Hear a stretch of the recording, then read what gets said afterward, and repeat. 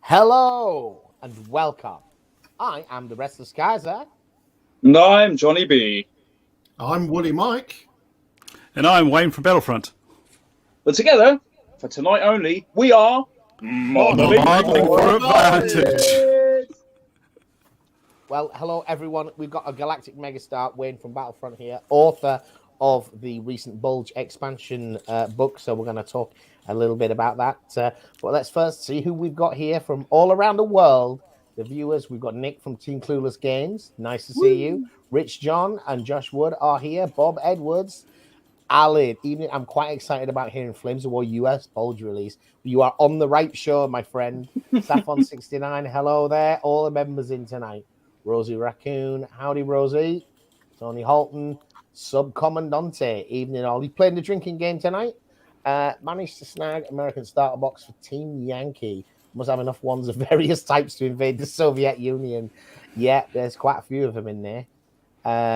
Tony Halton assembling a lovely 15mm mechs from Clockwork Goblin. Might have to have a look at those. Friends of General Haig, good evening, soldier. He will be on the show next week talking to us about his career as a demo gamer at shows.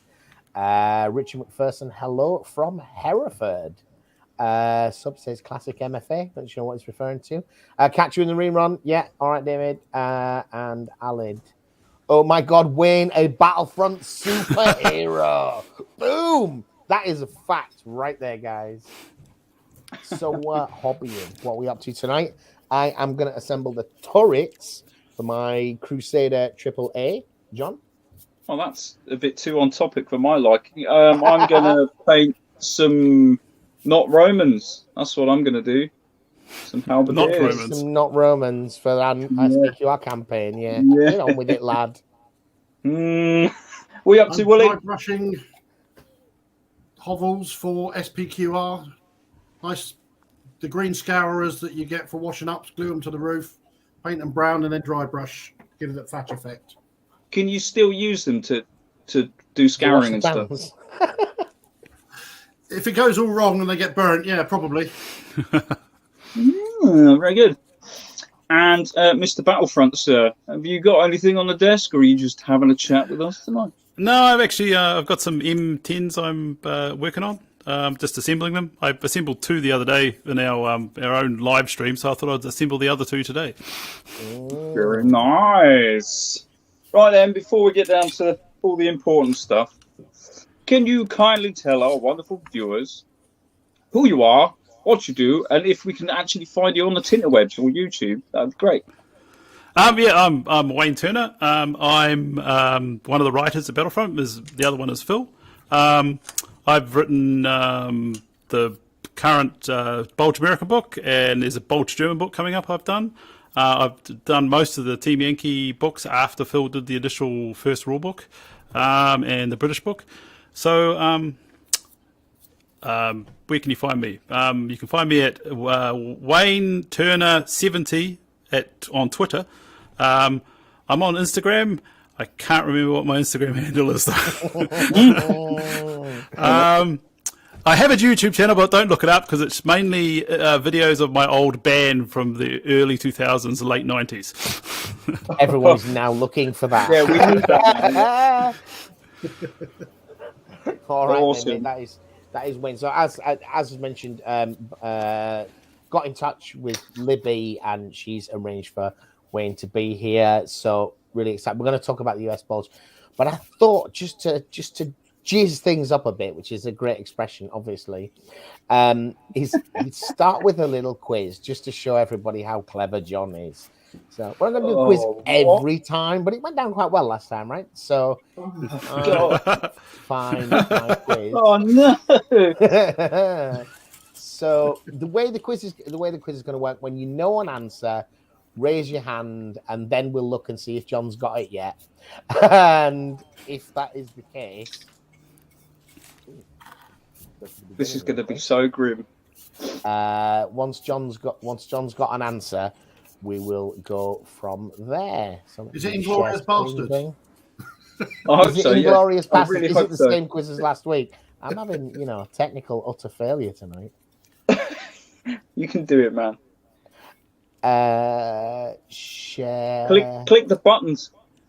No, the problem is once I click to present in it, it then controls the screen. And I'd worked this out last week and then forgotten. Right? Can you all see that? Yes. Boom. Yes. All right. So here we go then. MfA live show quiz. What is the popular name for the biggest battle in United States history?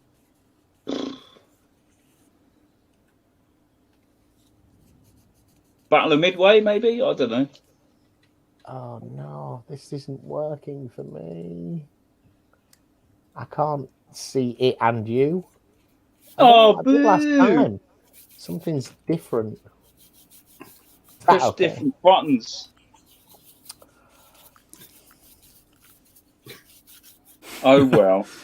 It seems to be like an either or. It's because it's stealing the screen. Can you see us now? I can see you now. So did people have an answer? Sorry. What's the name of the biggest battle in United States history? Mike's got his hand up. What do you reckon? I randomly said Battle of Midway. I'm going to go with Gettysburg, same as Saffron 69. The answer is the Battle of the Bulge. Who'd have thunk it? Involved the whole six. That seems on topic. Indeed. I was not expecting that. Which US general was in charge of 12th Army Group in this battle?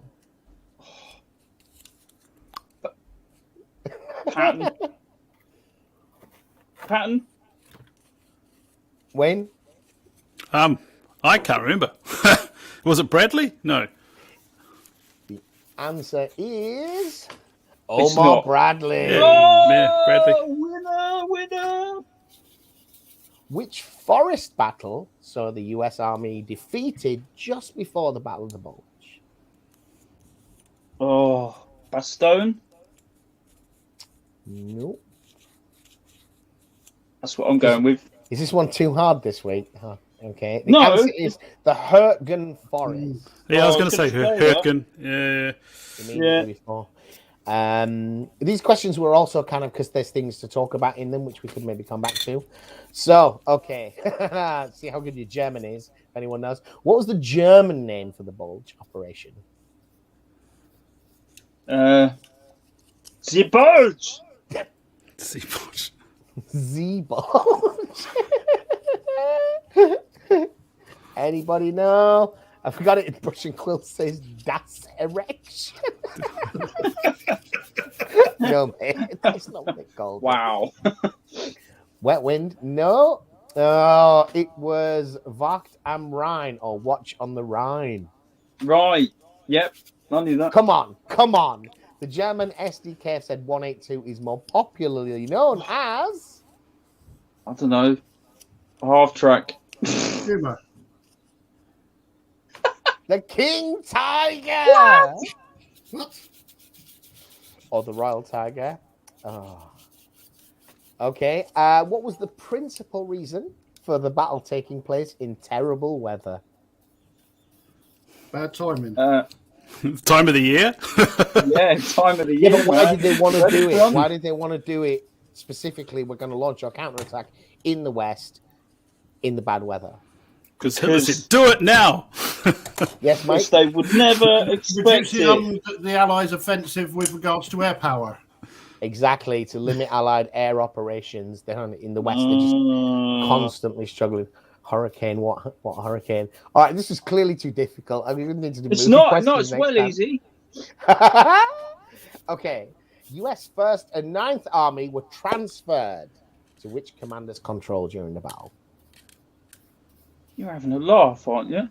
I'm not. This is a famous. I'll point go of with the other conflict. one. Patton. I said Patton. Patton's mostly not even there. He's somewhere else. I'll go with Patton.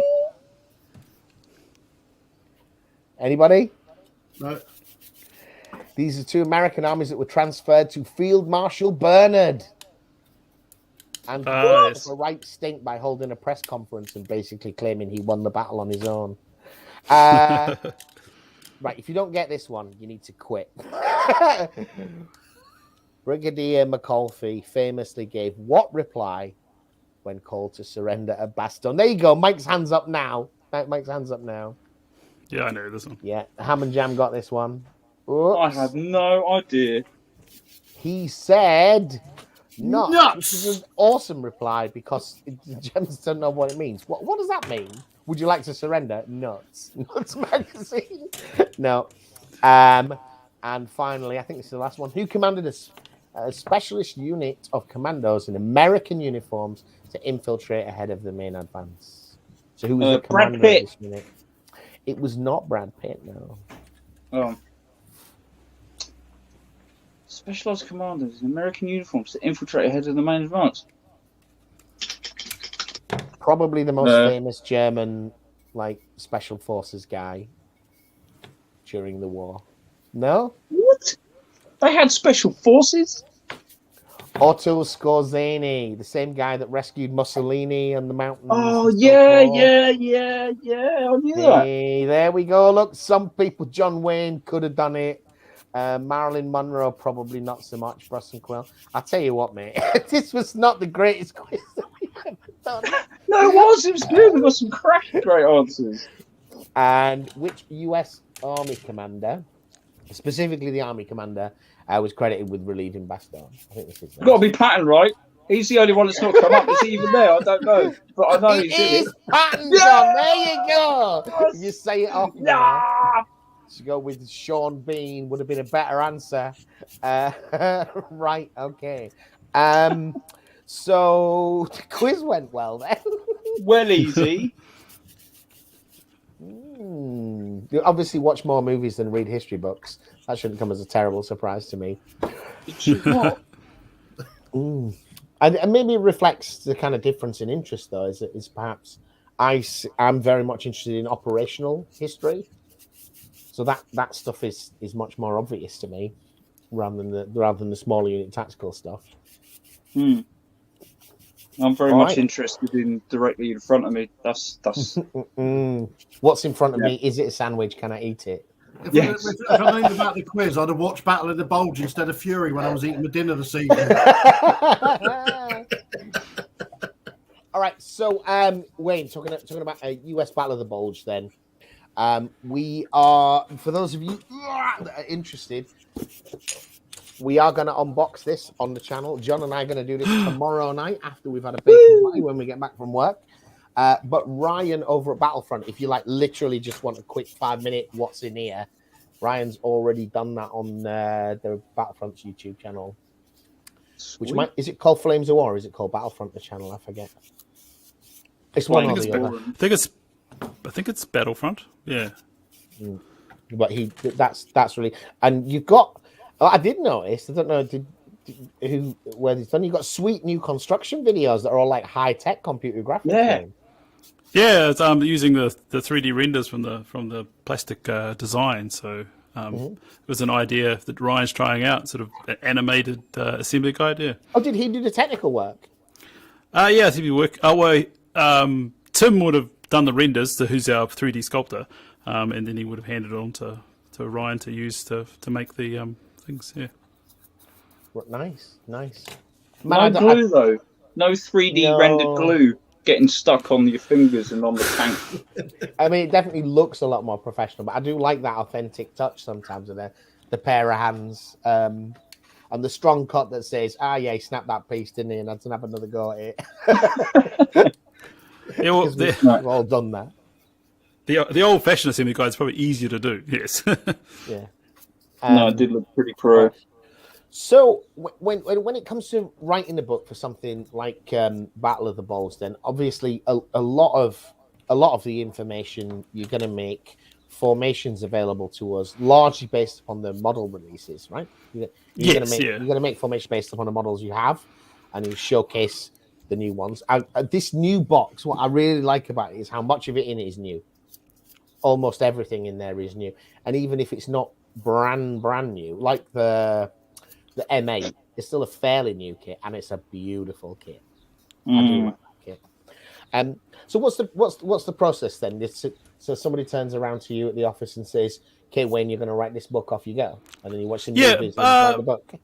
Basically, we get told what their theme, what we want to go forward with. So when we did the whole initial late war plan, we were always going to do a kind of the D-Day start, the Bulge kind of section, which is meant to be covering. It also covers Market Garden and the stuff later for, like, especially for the British and Americans.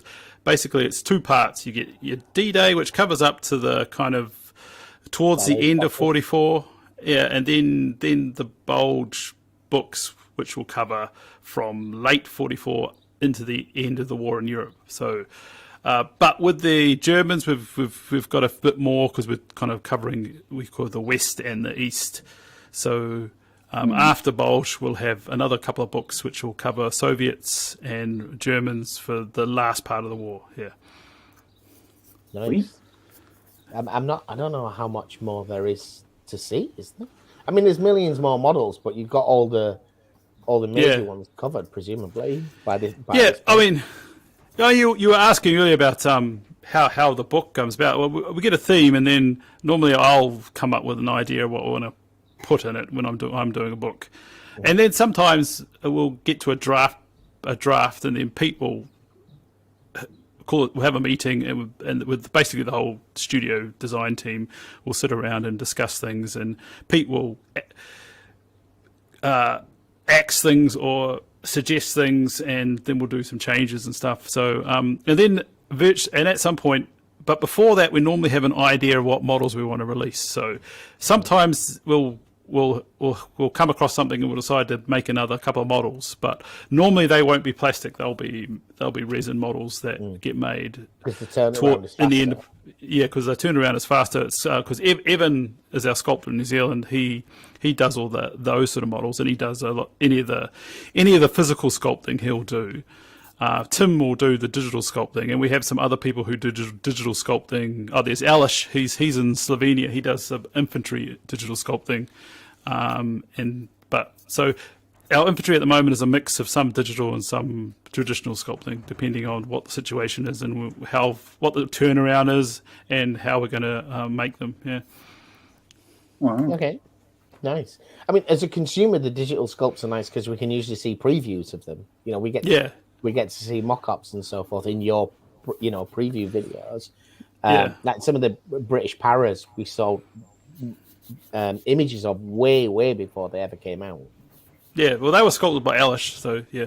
So we actually discovered Alish. He was on a working holiday in New Zealand, and he came to see us because he was interested in digital sculpting and had taught himself how to do it. And we gave him a job here, so he worked in the office with us for a while. But then his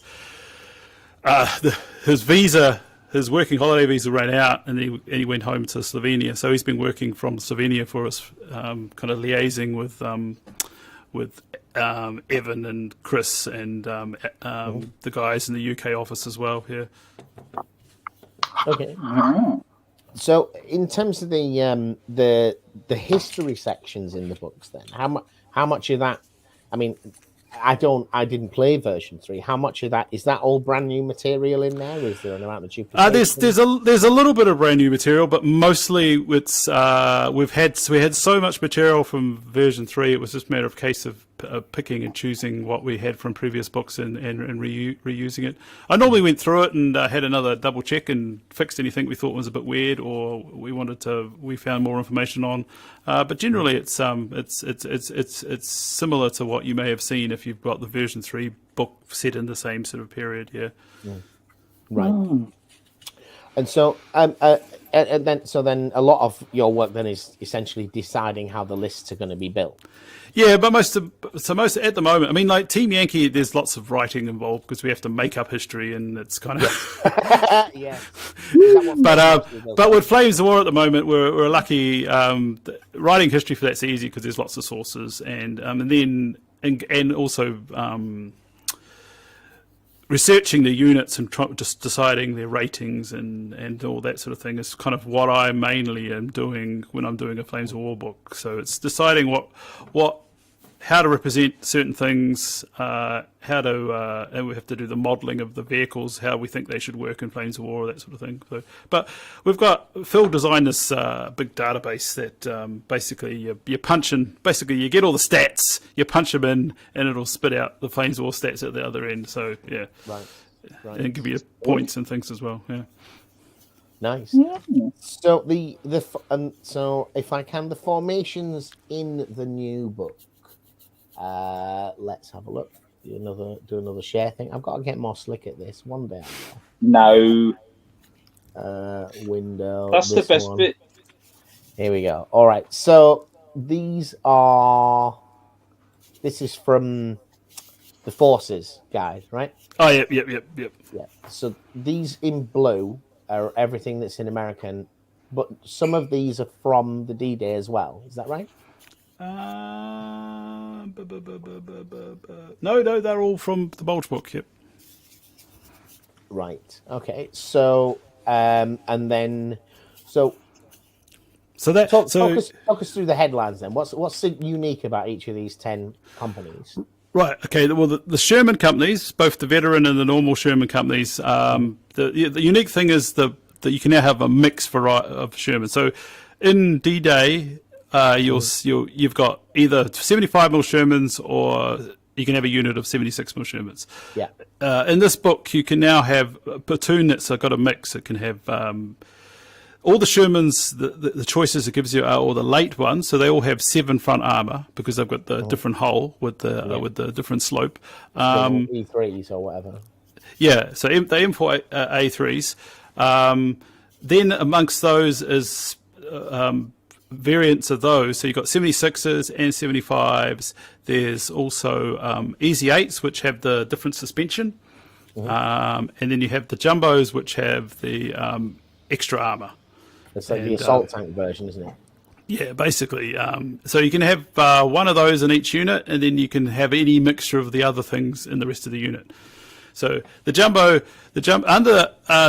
has more armor. So because using mistaken target, you can automatically stick the first shot on the unit can go on the Jumbo, and it can usually absorb it. So it's basically a shot soak. So you can your unit will last a bit longer because the Jumbo is soaking up those first hits. Yeah.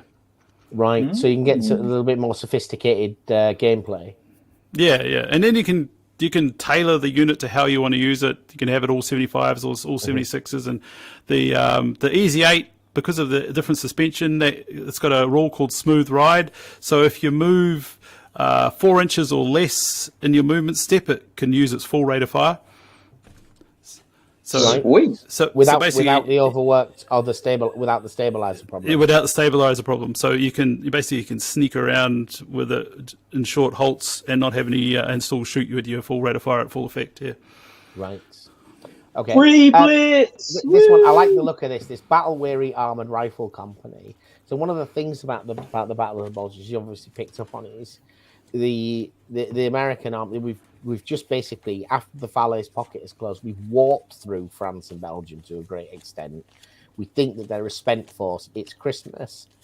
And a lot of the formations that are actually in the front line are there for rebuilding. Yeah. And they're in front of this impenetrable forest, which Germany has invaded France through twice before. Once in the First World War and once at the beginning of this one. It's like, that forest isn't nearly as impenetrable as you think, mate. These guys definitely know that. But this particular formation and this weary, what's different about it? What are you going to get to pick that? So the battle weary guys, I mean, the idea is that they're similar. They're careful like the veterans, but they're trained with Yankee ingenuity. So that means they've got their training is 4, but they can do tactics on a 3+. Mm-hmm. But they're movement orders, aren't they? Yeah, they're movement orders basically, or skill-based movement orders. Yeah. So follow me is still morale-based. Yeah, but their morale is a little bit less. So they've got reluctant as their basic morale, so 5+ morale, but they do have a slightly better rally. So they still get blood and guts because it's a morale of 4+.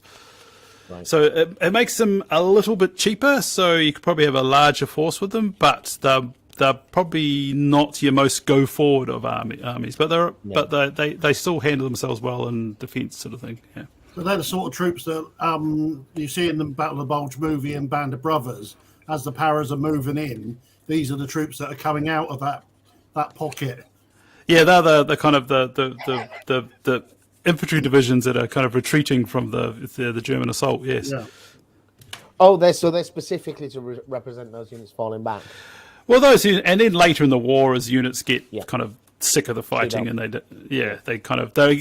get more cautious and less inclined to do rash stuff. So yeah, because they've done it before and it didn't work out. Yeah. So then we've got these Bastogne Parachute Rifle Company and Bastogne Glider Rifle Company. So that's your Band of Brothers guys, right? That's the thing. Yeah. So their organisation is not dramatically different to ones in D-Day, except they've now got the nuts special rule, which gives them a last stand of 2+. So basically, they don't break. Yeah, they hold off to the end, sort of thing. Yeah. Now, if you think you can 2+ means you never fail, you're obviously playing a different game to me.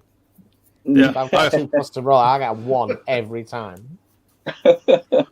I roll ones all the time. I'll re-roll it into another 1. What you roll? And then the M18. I mean, people were very excited about the M18. It's nice. It's nice to see the Hellcat for sure. Yeah. And it is. Can I find one? No, I haven't got a Hellcat because it isn't in the starter box, is it? But the Hellcat. Is it basically on the Chaffee hull? Is that right? It's not a unique hull. No, it's not quite the Chaffee hull. It's still a different hull, which we discussed. But it's on the same mechanics, basically on the same kind of drivetrain. You were going to say that you discovered. So this is a recent thing that you found out, is it, about the hull? What was that for? For the Hellcat. You said no. Oh no. We when we were doing the plastics, they were kind of. It's very clear that they're different holes.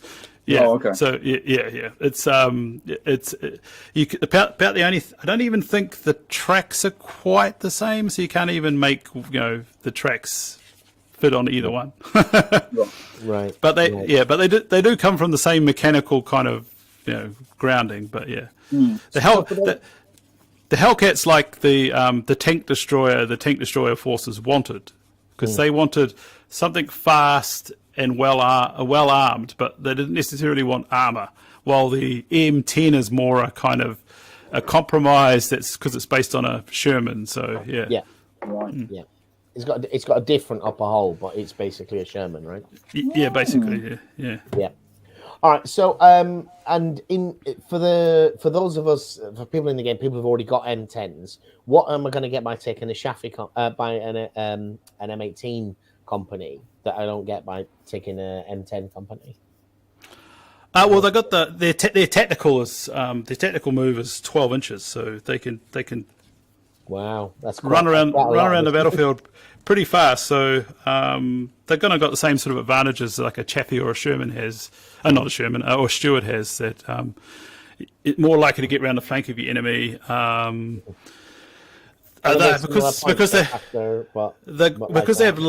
Because they got less armor, they're a little bit cheaper than say an M10 is. Okay. Yeah. Where are we? I'll go find them. Yeah, so we're looking at because they've only got 2 frontal armor and 1 side. So. That's not armor. Wow. No, so a 50 cal could knock them out, but they're also, these guys have got a slightly better rating. All the tank destroyers in this book have got a slightly better rating. They're now full veterans, so they're confident, motivation, and but their skills gone up from trained to veteran. So it means they can do, they can do all their seek, psych, and destroy stuff a little bit better than the tank destroyers can in D-Day. The sneak and peek and all that kind of stuff. Yeah, it's kind of similar to the stormtrooper rule where they can do two movement orders in one turn. Yeah, is it sneak and peek or is it shoot and scoot? Shoot and scoot. One of them. Same but different. Normally, I think it's the idea is you can do a blitz, go forward, Blitz comes shoot. first. Yeah. Yeah, and then do a shoot and scoot, which moves you go back into the terrain. So the idea is you can get closer or get out of terrain to see someone and then go hide back in the terrain. I mean, if you make your cross checks, of Make course. all the rolls. Yeah. Yeah. And the cross checks and so forth. Yes. Yeah.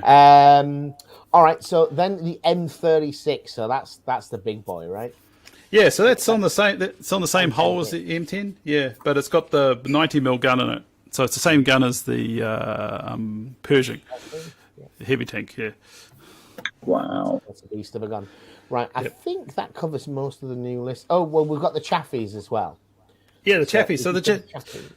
yeah, as I was saying, the Chaffee is a fast tank like the Hellcat, so hewn round at 12 inches for its tactical movement. And also, it's got a 75mm gun, so it's got basically the same gun as a basic Sherman. So, it's probably what anything in the side quite comfortably. Yeah, it makes it quite dangerous for especially medium tank forces.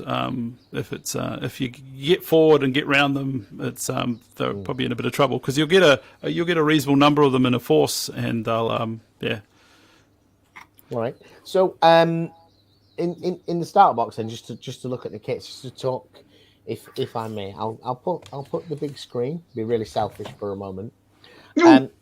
So this is the Chaffee sprue, and I've got to say this is really symptomatic of new Warlord plastics. You can Warlord. See, oh dear, Battlefront plastic. So a couple of key features, if I may, Wayne, and if you can maybe say some more about it. One is keying on the tracks, right? So rivet heads don't need this, but I do. I don't know which end of all the tanks have got the drive wheel on. So I really appreciate that you have different keying on the different sides of the track. So I can't put it on the wrong way.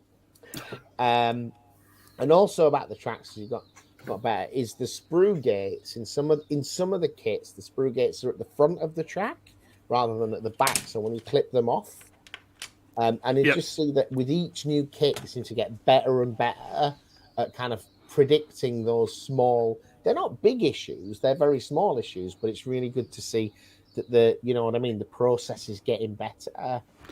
Yeah, I mean we're learning all the time from it. Because our plastic's all made in three different companies in Malaysia make our plastic, and none of them started off as making models. So it's been a learning process for them as well. So things like feeds, over time, feeds have got more finer and better. Yes. Yeah. I mean, a plastic model goes through a bit of a process. It gets sent to them. They'll give feedback about what they think we might need to change for like release angles and things like that. Then after all that's been decided, they'll cut it and then they'll do a bunch of test shots. They'll come to us. We'll do test fits, and Jeff in Malaysia, our Malaysian factory manager, deals with a lot of that. And then when they're getting quite close, they'll send final test shots out to the design team. So like Tim and Evan and that we'll look at them as well, and then any final feedback will happen, and then that's ready to go into production at that point. So it's a little bit of a fiddly process, but it's kind of it's nothing worse than putting out a model and then it doesn't fit together properly. It's kind of yes. The other great thing about this, which you'll turn the review, is on a lot of this, as you've developed more kits, we're getting more and more variety in little bits of stowage, and this Chaffee kit has got some really nice. Have you got all the bits? Have you? It's got like pouches that hang on the side of the tank. So we had tarps with some of the mid-war tanks, rolled tarps, but this has got like little satchels and bags stuck on the side, a different shaped tarp, a few different boxes. So this you want those bits for all of your other tanks. I always keep those things here. I have a little tin with like wheels and jerry cans and so forth in. But yeah, this is. I'm just looking at the Chaffee one now. It's a really nice modern kit. I think though of these still, my favorite thing in this is still the Jeep. Because if you haven't had the Flames of War Battlefront's Jeep sprue, it's beautiful. It's and it makes it's like a micro machine when it's finished. Yeah, it's tiny, really tiny cute. little thing. I like that. It did come with army sprue, but the infantry in here are the resin paratroopers, aren't they? I'm just looking at the box, but the Jeeps have got army crew. Oh right, yeah, I'm not sure. Yeah, that might be the case. Yes. The paratroopers. The only real differences there, like if they're wearing the paratrooper uniform, there's extra pockets on the trousers and all that sort of thing, or carrying a knife scrim on the helmets and stuff. Yeah. Oh, scrim. Normal army or paratroopers or glider guys all use that at various times. So you could either have a naked helmet or a helmet with a camouflage net on it. Yeah. Yes, when you talk about the spam armies, we were talking a little bit about this before the show. Sub's got a soft spot for Team Yankee Hummers. You can get about 50 of them in the list, can't you? What's that? Oh, Hummers, yes. Yeah. That's why the diagram's only got a certain number of them, but you still can get a heap of them. Right. Okay. So in the support sections, is there anything new in there? I'm just having a quick look. Is there anything new, Kit? Yes, there's some new options, such as you can have M5 cavalry recon patrol. So that's like a normal cavalry recon patrol, except you replace the M8 Greyhounds with M5 Stuarts. All right. That's because those particular cavalry groups got chappies, so they handed off their Stuarts to the recon patrols. Yeah. Right. Okay. There's P47. You haven't got a new kit for that. Is that a resin and metal one? I think that's still a resin. I think that's still the existing one. Yes. The other new thing is the T27 xylophone. And also, it's not in the support, but it's in the tank company. Is the Calliope, which is the and you can take that as your tanks in your tank companies. Yeah, basically, it's in your tank company. Yeah, and the T27 is basically the same rockets on the back of a truck. Right. Wow. Right. Yeah. But are they mounted sideways rather than the Katushka? Yeah. They're mounted in the. Yeah, I think I've seen that. Yeah. I've seen a photograph of it. All right. Well, there's some interesting new formation. So the Jumbos, the Calipes, they're all made out of those the platoons in those Sherman tank companies. Yeah, so it's a normal Sherman tank, but then there's a resin, I think resin or flexible to make plastic the stuff to make the rockets. Yeah. I haven't actually seen the kit myself. I'm not sure. Have you got one there? Yep. Yeah, I have. Yeah. Yeah, it's definitely resin, wasn't it? So Yet to have a proper look. Make this big. I've not got a lot of light here. Oh, yep. That's the top part. Yep. Which, and actually, for what it is, the fidelity. Did you see the holes there briefly when it focused? Oh no! Not really. No, it showed up briefly. They're actually really neat. Oh, it was there for a moment. I'll give up. But then there's. They did show, yes. They did show briefly. And then there's the second part which clips on underneath, which has got the others, and then these clip on and hold it onto the turret. So you're gonna need to glue, because I was kind of hoping it'd be like a clip-on plastic thing, so that I could interchange it. But does it wholly mount to the turret, or does it mount to the chassis as well? If you've got a spare turret, it mounts to the turret. So if you had a spare turret, you could have a normal turret and one with that mounted on it. Yeah. So all the way to the other side of the room.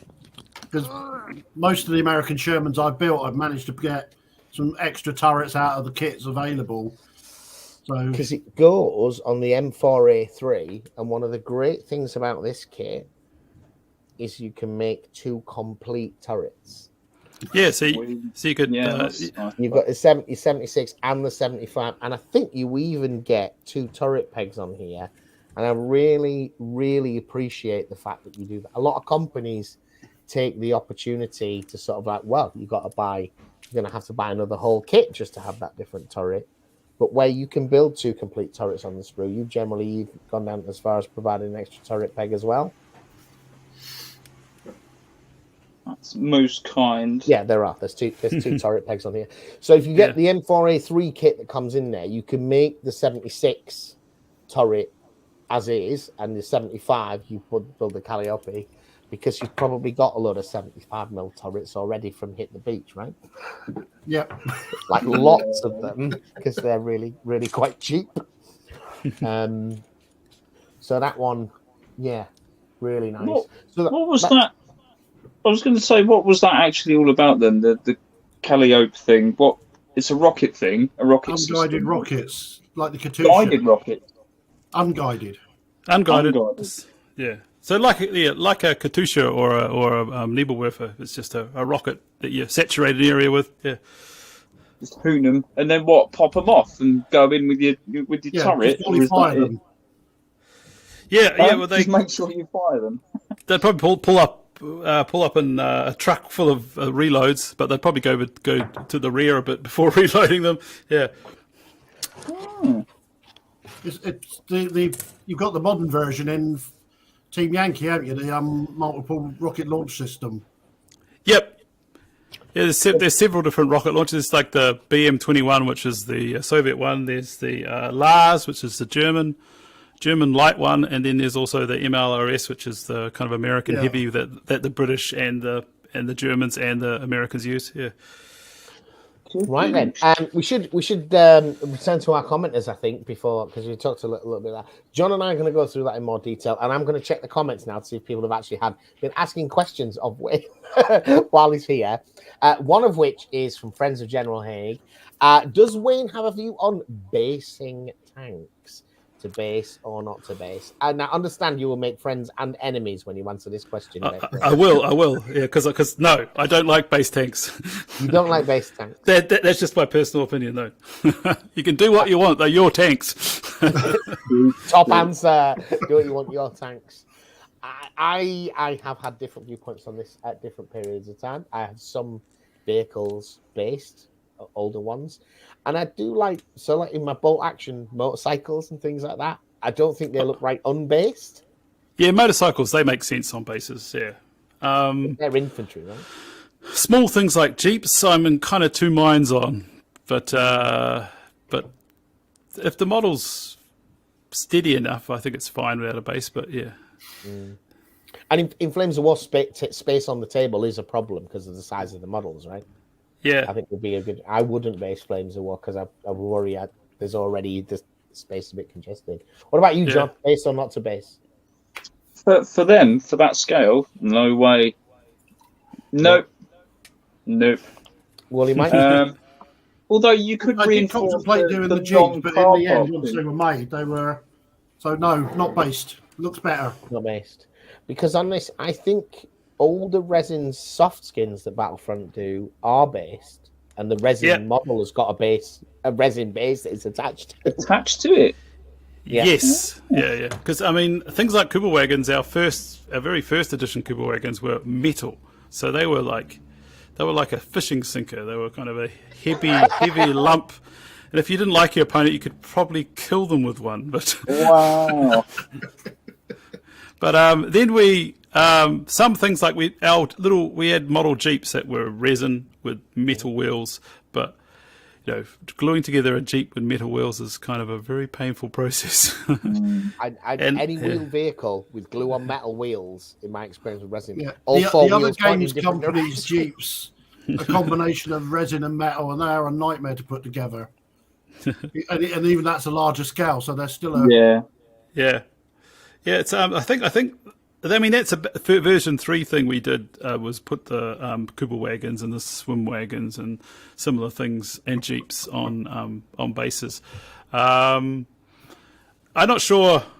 I mean, we're trying to do more plastic stuff, and of course, we don't have as much like compulsory transport anymore. So if you can still get a lot of transport if you use the command cards, the soft skin transport, and that. So you can still use all these models if you want to, but they're not necessary for the game. Most of the time, your infantry are moving around at 8 inches a turn. They can get most places by moving at dash speed or whatever if they really want to get somewhere fast. But if you're playing a really big game on a big table, actually transport comes in handy. So it is worth considering for like those big set piece games you might want to have. Yeah. I mean, I've kind of gone full loop with soft skins because I'm like, how did these guys get here? Every soldier in the British Army and in the American Army is motorized. There are not dudes walking anywhere. So yeah, but those trucks are nowhere near the battlefield, mate. Because they're actually valuable. Command cards come in. Both my Americans and my Germans, they've got a command card for soft skin. Yeah. So I do have 5 Opel Blitzes, although 2 of them are being built as the Mercedes version. The one that bothers me, if I can reach over and get it, the one where I feel where all the vehicles is this. When you've got a battery of guns on the table, they've got about 5 minutes worth of ammunition, have they? There's a huge amount of vehicles that go with 4 of these for them to actually function in a battlefield environment. And it's the only where it just damages the immersion a little bit for me. That's not a Flames of War thing. That's a gaming in general. It's like artillery there's 500 guys for 20 guns. What are they doing? Handling ammunition and driving trucks, most of it. Wow. Yes. And they shouldn't even be on the board, half of them, right? Well, no. I mean, that's the other argument. Artillery maybe shouldn't be on the board. Well, yes, yeah. But we bought the models, right? We want them. People like models, so people want the models. Yeah. We buy aeroplanes. So they literally could be tokens because it bombs this. Okay, great.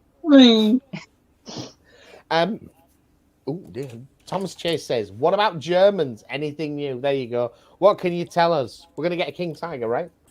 Yes. So the next book after this one is the Bulge German book. That's got tigers. That's got Jagdpanthers, which people may have complained that we haven't got yet. Is that new, or is that the sprue that we've had as an upgrade for a Panther? That's the one. If you brought a Panther A box, a Panther what's that model? G box at any point, there's also the Panther model of that. So you'll be able to field that. The Jag Tiger as well.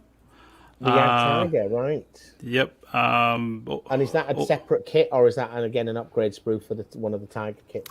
I think I'm trying to remember offhand, but I think it's kind of like the Churchill sprues. So we've done a common sprue, and then there's like common parts, and then one half will be King Tiger, the other half will be Jag Tiger, sort of thing. Yeah. Right. Yeah, makes sense. I think I got mine in the original Tanks game. Oh, okay. Yep. That came. You could build that one as a Jag Panther. Yep. But it's confusing as well, the Panthers, because the sequence is DAG, because they're German words, right? So D is the first one, A is the second one, and G is the third one.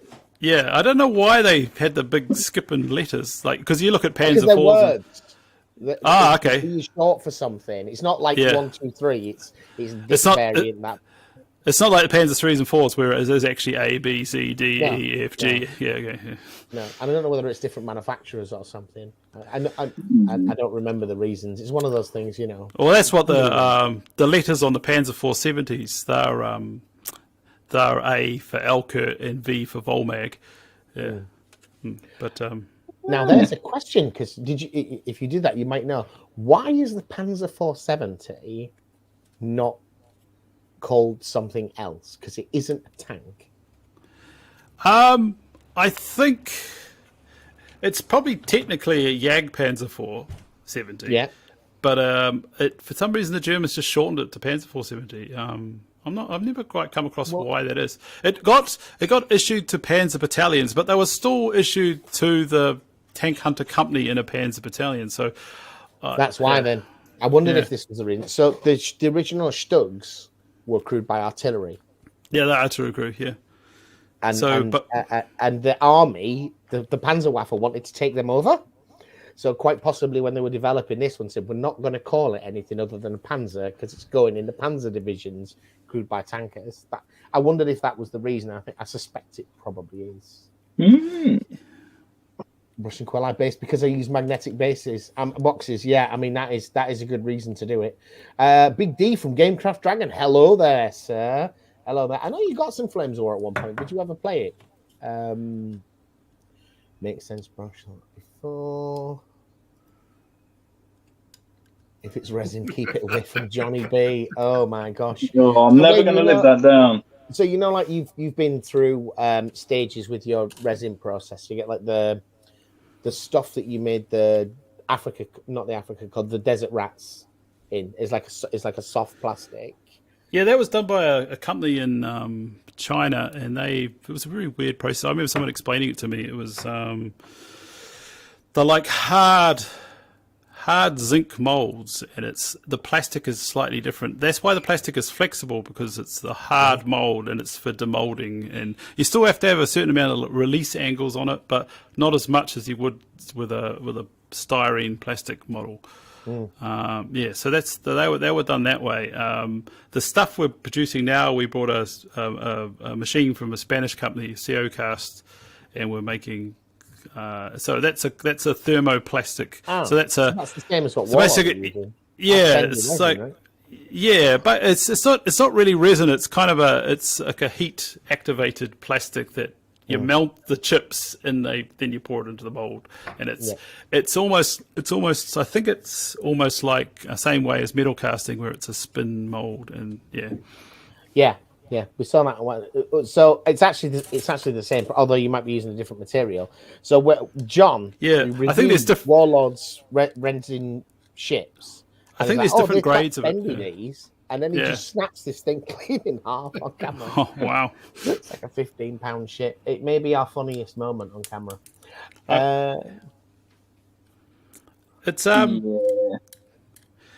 because I think it's because the other stuff we made. If anybody is familiar with the BattleTech game, I think their mix, their Catalyst games, the ones they're bringing out, I think are made in the same stuff that our old figures were getting made in China were being made in. Yeah, I think one of the troubles we have with 15 mil is that it's things you can get away with in 28 mil, sometimes you can't get away with in 15 mil. So it's kind of it's a more of a learning process converting from one material to another. We had to sculpt things differently for that first batch, and it didn't always come out how we were hoping it to come out, sort of thing. Yeah. So you talked about start sets earlier. You did some fantastic value ones, and since Wardrobe, Todd from Wardrobe Plays World War II said, have you got any plans to do any of the new starter sets? So I saw that there's like an experimental thing through bits and pieces in Singapore, even like a Chinese starter set.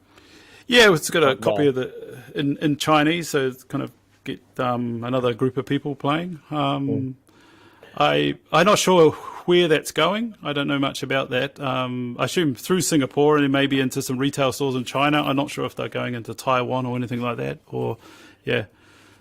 But are there plans to do any other of the sort of hit the beach type starter sets? I mean, presumably. I don't know, actually.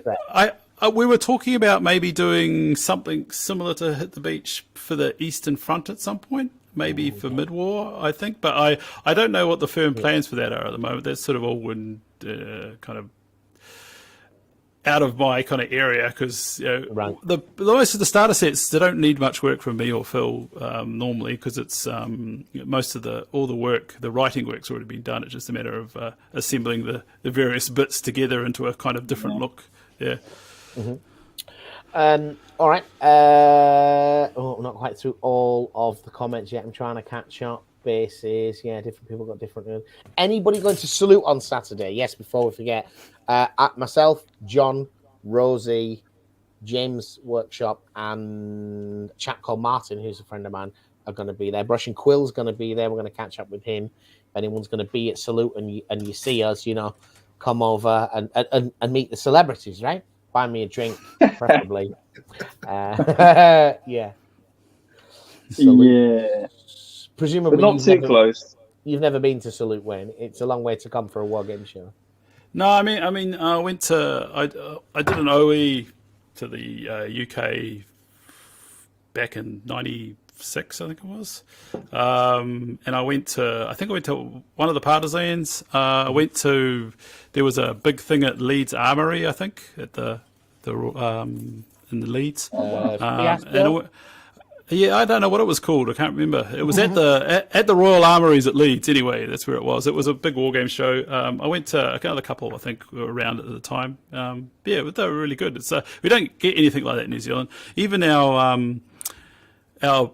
big national war games tournament, this is called NatCon. That doesn't even get any traders anymore. You go along there and it's just a hall full of people playing games, and there's no one selling anything. It's all a bit low key these days, yeah. Why is that?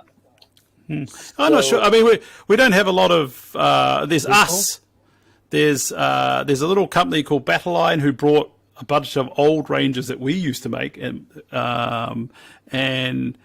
but even the other guys, there was a company in Christchurch who used to manufacture some of the like the Frycore stuff under license and things, which is now all under. The guy, I can't remember who's that under, the quality casting guys, not quality casting, QRF guys. I think they all have them now, but so they obviously must have lost the license for that Frycore stuff when they that all merged, so they stopped making stuff. So I think there's only us and Battleline, and that's it. That's it making any impact. There's like a model, like a toy soldier company down in Masterton or Masterton or Featherston, one of the little towns just north of Wellington, that makes like traditional toy soldiers. So like collectible, 54 mil, and in a kind of old-fashioned style that some people like to collect. Yeah. From a collector's perspective. All right, we are very, very much running out of time, so I'm going to need to ask a few questions. So, thinking back last year around Christmas time, Battlefront, the main man, he does a video, says this is the plan coming up. Obviously, COVID, delivery times, everything's gone mental. Ships blocking the Suez Canal and everybody dying from a horrible disease, which you can solve by washing your hands and wearing a mask, it seems. But a few things that were promised that we've not seen yet. So you've been able to say, we know that there's a British Bulge coming, and that'll be the last one. There's a German Bulge book coming, and that'll be the last one of those. And after that, there'll be a Soviet and another German to do with Berlin. Yeah, so basically they'll just be called Berlin. So it'll be Berlin Soviet and Berlin German, basically, yeah. And all things being equal, that's within the foreseeable future. That's in the foreseeable future. There's some plans for stuff to come after that, but I can't give you any details on that because it's all got to be firmed up. So yeah. Well, so one of the things that he talked about Wolverines, which would be that terrible 80s movie about, or 90s movie. I can tell you what Team Yankee story. I can tell you what's coming in Team Yankee. So you've seen that we've redone all the main forces. So we've redone the Americans, added more stuff, redone the British, added more stuff, redone the West Germans and the Soviets and added more stuff. And now we've got a Warsaw book coming up now soon, which will have an East German starter set, right? Yes, there'll be. I can't remember what there is. Some starter sets planned for that. I'm not quite sure what they ended up. We had like about 3 different starter set compositions we had suggested, so I'm not sure what the final ones were. But that book is going to be a Warsaw Pact book, and it will combine the Polish booklet and the Czech booklet with the East German book. So it'll be all 3 nations in one book. Yeah, and then after that, there's the as you're talking about, there'll be basically a kind of Invasion America What If book, which will consist of Soviet paratroopers and then a couple of little bits and pieces to add to the Americans and a bunch of scenarios that will so that'll have some irregular forces, maybe loosely based on a movie that may have came out in the 1980s. That football team with M16s. Yes. Those are the models we want. in The 15 mil, lads. badgers or weasels or something like that. They were We've got the Wolverines. team mascot as well, of course, a giant bear man or whatever. Yeah. That's Team Yankee. Now, longer than that, so we're talking hopes and dreams now, but it's come up because obviously you started with the mid-war with version 4. You're doing the which is the period most people like to play because you get all the toys, right? Everybody knows. Everybody's got a late war German army somewhere in their collection if they're a historical gamer. It's just something you would collect. You had one, John. You just sold it to me. It was still in the box, if you remember. You saying you didn't have one. You had one. Oh, yeah. Yes. So, but outside of that, so the undernourished, the Pacific theater in general, but the whole kind of Chinese campaign specifically, is that something that's in any way on the cards? Pacific is something we're looking at. I can't tell you any details. No. But we're looking at doing something specific, which will cover. We'll cover American, Japanese, British Commonwealth forces in the Pacific. We haven't considered Chinese as yet, but there's a bunch of issues with the Chinese. It's like how poorly armed they are, and how much of a game it is. Yeah, it's kind of. Do people really want a tabletop game, a kind of overpowered army versus a really, really kind of underpowered army kind of thing? I think there was some good formations in there, but still was rubbish as a commander, so he threw them away. But there's there probably is. There's probably some good fighting units amongst them. Yeah, and I mean. They were being supplied by equipment by the Americans, the Burma Road and all that, going up through Burma and stuff. Yeah, and then the kind of 50-year plan. Are we going to see at some point? So you've got ranges like Nam, and Oil War. Is there a kind of a vision that this will all eventually kind of blend into covering the whole period? I don't know.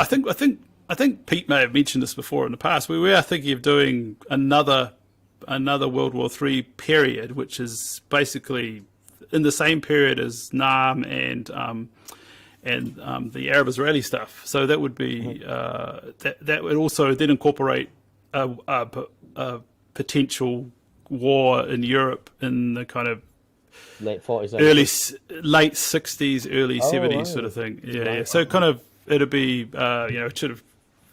In that sort of theme, but I've done a little bit of work on it, but we haven't really. We need to solid up when we want to, how much we want to put it in that sort of thing, because there'll be some models have to be organised and sculpted for that. I mean, there's a lot of equipment that is not available in World War III Team Yankee that is phased out by the 80s, but that was very prominent back then. So you need, things like Centurions and things like that. You're going to want. Yeah. What about a Middle East variant? Is that the Oil Wars one?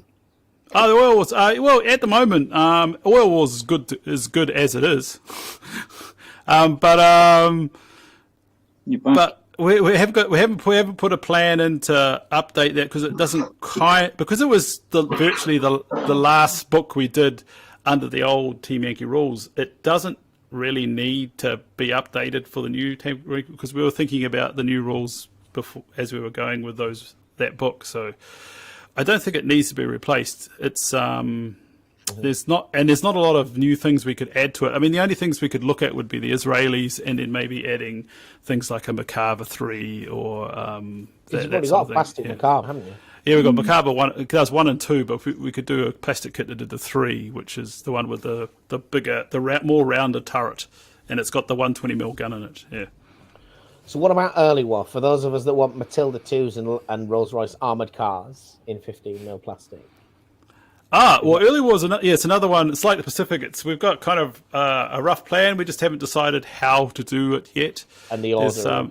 It's also how we want to present early war, whether it's a series of books or a couple of big books or done some other way. We're just still kind of... I mean, like Oil War, it's like a supplement, or like the Great War, there's a book that take that away. And yeah, I mean, I don't think Early War needs to have a separate rulebook because it doesn't. You just use the normal Flames War rulebook, but it's how we break up the bits of the Early War into bite-sized chunks, and then it's also looking at releases. There'll be a lot of model sculpting involved in that because there's like a lot of early models that we haven't produced. Rolls-Royce armored cars. Things like that, yes. But there's, you go. British are always problematic because they've got all those different variants of cruiser tanks. There's the A9s and A10s and A13s and So cool. Matilda 1s, Matilda 2s. There's plenty of stuff to consider. Yeah, and then the Germans, 38Ts, 35Ts. All the early Panzer 1s, 2s, and 3s. Yeah. You've got the bottom half of a 38T, see, on your Hetzer sprue. Yeah, when you did that, I hope my fingers were crossed that one of the options would be to build it as a 38T, but it wasn't there. Maybe it'll be an upgrade sprue later. Yeah, well, I mean, it's all the wishes. I mean, it's like deciding. It's also deciding what things are worthwhile doing in plastic and what things are worthwhile just staying in, because you've got to sell a certain number of them to recoup back the costs of making the mold, because the actual the mold making process is a hell of a lot more expensive for plastic than it is for metal and resin. Yeah. Of course. All right. The final question I want to ask is about tanks, or World of Tanks, the miniatures game, as it's now called. We like quick and fun and easy. We want to roll the dice and win hard on a 6 and lose badly on a 1. Whoops and boos is our game. So we really enjoy tanks a lot, actually, for such a simple game. And it's surprisingly tactical. But we've hit wave 5 now, right? So all of the stuff that was announced at the original pre-release, we knew what was coming waves 1 through 5. We're just getting the Panthers and stuff. I've ordered mine this week. Is there any indication of what's coming next? Well, that's that. World of Tanks is kind of Chris's baby. So I know I was talking to him last week. Well, actually, he's not at work at the moment because one of his kids was a close contact of someone with COVID-19. So he has to isolate at home until they get a clear test. But he was working on a kind of release, not a release schedule as such, but kind of promotional material to give to Libby about what the next waves. He's making the plan for the next series of waves. So there will hopefully be some news about that at some point. Yes. Right. Yeah. So they've got a list of models that they're going to release with it. It's just about when and what steps they come out in. Yeah. All right then. Okay. Well, look, that's been great in terms of modeling. All I did was cut out the pieces for one turret tonight. That is literally all I managed. I think that's all I did as well. I managed to get bits cut off the sprues. It kept you talking, that's for sure. I did some brown on boots and stuff. Yeah, of the not Romans. Did you get it done? It's a bit light. I need to use a different colour next. But I did a few of the wicker fences as well. Dry brush. So. Very nice. Nice. So tomorrow I'm going to be releasing the video interview with John Stallard from Warlord. Will come out tomorrow's video. And on Friday, I think I can't remember. It might be the SPQ Bar campaign update. If you haven't watched it all, we have got the mini series of Learn to Play Flames of War on our channel in Wooly Mike and I with John on rules check-in. That was the right job for him. I forgot the result of that. I was surprised myself when the result came out because I'd forgotten. It wasn't rules check-in. I was just pointing the camera. In terms of the Flames of War army, Johnny B's Desert Rats British army is coming along. Slowly but surely. I'm about 2/3 of the way there. And the German force with the 250s, the mini half tracks, that is finished. It's just a question of swapping out the support tanks. I think I'm going to use some Tigers again. I liked having a couple of Tigers. It was nice. I keep thinking about Stukas, though. Do it. Yeah, because I want to make the noises when I bring the planes off. US armoured infantry against you at some stage. Yeah, I'm going to bring those up. We'll have a go with that. Yeah, I think that's kind of the releases. Next week we've got Friends of General Haig on the show. So if I can just remind, well, normally people we have other YouTubers, Wayne, so they normally need to tell everybody where to find them. But yeah, that's not really your gig. But I could also push the Big Four of Late War, which is our kind of in studio group that me, Casey, Chris, and Victor run, or Victor mainly runs the Instagram. So you can find us Big Four of Late War on Instagram as well, which is we'll have a lot of whatever progress of painting Bulge American stuff is happening. Nice. Yeah. I can actually, where's my phone? I can look up what the address of that is. And and of course, the guy's Twitch, right? Gosh, he was on earlier. The band. We need the band. No, we need the band one. Games on Twitch. The two young guys. Luke and Ryan. Luke and Ryan, yeah, they've been doing it quite regularly, haven't they? There's quite a lot of stuff up there. Yeah, they're running a kind of campaigny thing, I think. Yeah, and they're getting a bit of community input into what goes next and that sort of thing. Yeah, I think they're just raining it. One quick question, Wayne. Which army do you like playing most when you actually get to choose one on the table?